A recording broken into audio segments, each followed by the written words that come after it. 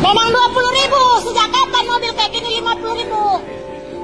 Nggak pernah 30. Justru sama Wak Sunar kami kasih 15.000 pun dia diam aja, tau ya kalian ya. Ini namanya kalian pungli, tahu? Kami sebenarnya udah bayar bulanan SPSI. Enggak, kan kalau udah dikasih itu jangan sok apa, jangan maksa supir.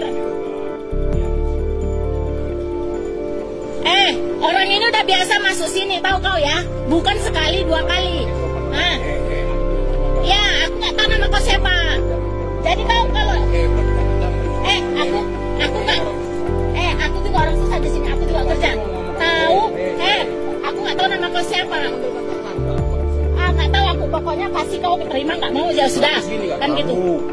Udah, karena kalian pun maksa-maksa orang ini, karena orang ini pun merasa udah nggak nyaman di sini, tahu?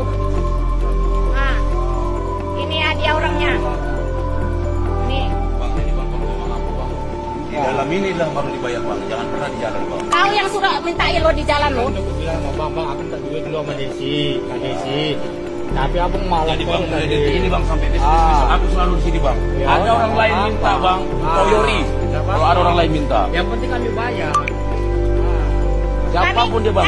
Siapapun motor mau datang ke sini nggak pernah gratis ya. Mau banyak tato banyak bang, mau dia anak setan, jangan pernah bang kasih aksi tanggung jawab.